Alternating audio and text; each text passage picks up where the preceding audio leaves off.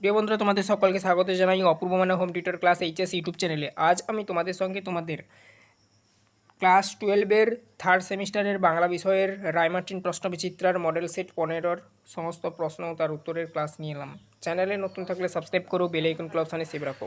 তোমরা যদি বাংলা বিষয়ের পিডিএফগুলো কিনতে চাও, সমস্ত পিডিএফ কিনতে পারবে আমাদের কাছ থেকে খুবই অল্প দামে। পিডিএফ নেওয়ার জন্য হোয়াটসঅ্যাপে যোগাযোগ করো। তোমরা সায়েন্স, কমার্স, আর্টস যেই স্ট্রিমেই পড়ো না কেন, সমস্ত সাবজেক্টের পিডিএফ আমাদের কাছে পাবে। পিডিএফের যে কপিগুলো তোমাদেরকে দেওয়া হবে, তোমরা বাড়িতে মোবাইলে পিডিএফ ধরে পড়ে নিতে পারবে। ঠিক আছে, পুরো রায়মার্টিন প্রশ্নবিচিত্রের সমস্ত সাবজেক্টের উত্তরগুলো সায়েন্স, কমার্স, আর্টসের। তো চ্যানেলে নতুন থাকলে সাবস্ক্রাইব করো, বেল আইকন অপশানে সেভ রাখো। খুবই অল্প দাম রাখা হয়েছে, নেওয়ার জন্য যোগাযোগ করো। প্রথম প্রশ্ন, কল্যাণীর বিবাহের জন্য নির্বাচিত পাত্র কোথায় পড়ে? উত্তর করবে রাজশাহী কলেজে। তারপরে দেখো, রামপুরহাট থেকে রসুলগঞ্জের দূরত্ব কত? 10 ক্রোশ। বৈঠকখানায় মুক্তার মহাশয়ের হাতে ছিল? উত্তর করবে হুঁকো। যৌবনকালে জয়রাম ছিলেন রীতিমতন বদরাগী। সেই জানিয়েছে, কি জেনেছে? ঠিক আছে, তো উত্তর করবে জয়রাম মুক্তারের হৃদয়খানি স্নেহে ও বন্ধুবৎসল্যে কুসুমের মতন কোমল।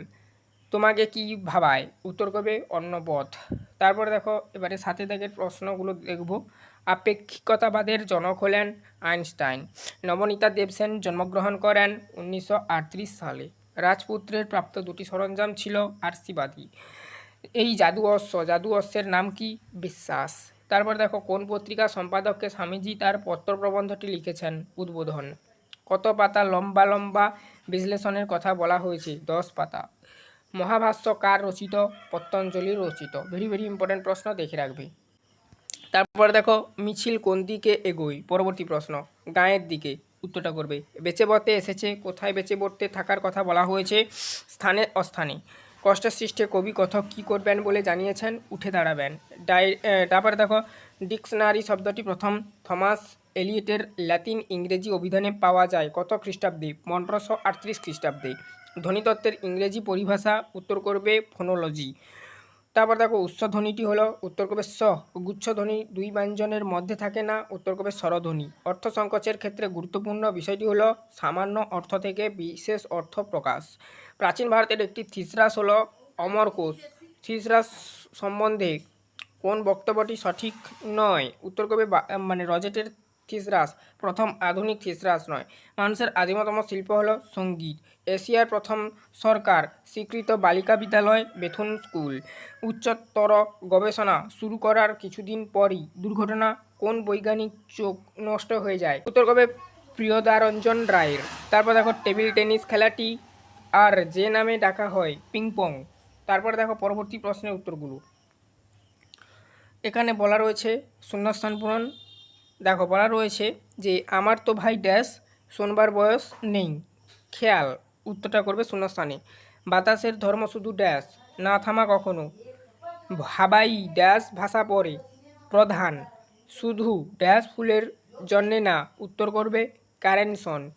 তারপর দেখো, শৈলবিজ্ঞানের নিরীক্ষ হল ড্যাশ নির্ভর প্রয়োগ। তারপর দেখো, মুখের মান্য বাংলার স্বরধ্বনি ড্যাশ শাস্ত্রী। এবারে দেখো, স্তম্ভ মিলন বলা রয়েছে। এখানে উত্তরটা যেটা করবেই অপশান বি করবে উত্তরটা। একের সাথে ডি যাবে, দুইয়ের সাথে বি যাবে, তিনের সাথে সি যাবে, চারের সাথে এ যাবে। তারপরে দেখো, নেক্সট 35 আগে বিবৃতি আর কারণ। বিবৃতিতে দেখানো রয়েছে যেন সে ধর্মই নয়। কারণ হিসাবে দেখানো রয়েছে সে তোমাকে শিখিয়েছে দখলের কথা। এখানে অপশান সি হবে উত্তরটি। এ ও আর উভয়ই ঠিক এবং আর এর সঠিক কারণ। 36 দাগে শূন্যস্থান পূরণ। ডায়াগ্রামের ভিত্তিতে শূন্যস্থানের সঠিক বিকল্পটি হলো কুস্তি। ক্রম অনুযায়ী বাক্যের পুনর্বিন্যাস করো। উত্তর করবে অপশান ডি 3 4 2 1 এভাবে সাজাবে। তারপরে দেখো, পরবর্তী প্রশ্ন উত্তর। সত্য অথবা মিথ্যা নির্ণয় করতে বলেছে। যেটা সত্য হবে সেটা সত্য, আর যেটা মিথ্যা হবে সেটা মিথ্যা করতে হবে আর কি। উত্তর করবে অপশান এ।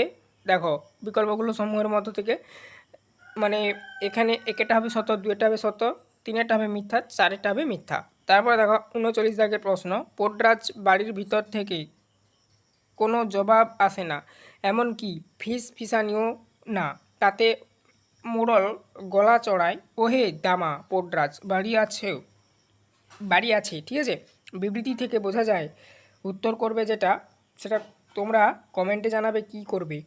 40 দাগে দেখো বলা রয়েছে বিবৃতি 1 আর বিবৃতি 2 বলা রয়েছে ভাষাকে করতে হবে সাব ইস্পাত।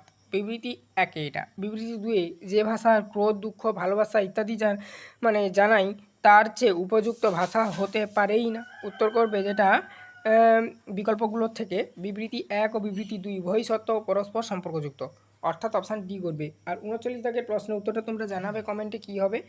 আর পিডিএফ যারা নেবে পিডিএফে কিন্তু 39 দাগের প্রশ্নের উত্তরটা করে দেওয়া রয়েছে। চ্যানেলে নতুন থাকলে সাবস্ক্রাইব করো, বেল আইকনকে অপশানে সেভ রাখো। পিডিএফ যদি নিতে চাও কম দামে অবশ্যই হোয়াটসঅ্যাপে যোগাযোগ করো। এই ভিডিওর ডেসক্রিপশানে হোয়াটসঅ্যাপ নাম্বার দেওয়া রয়েছে।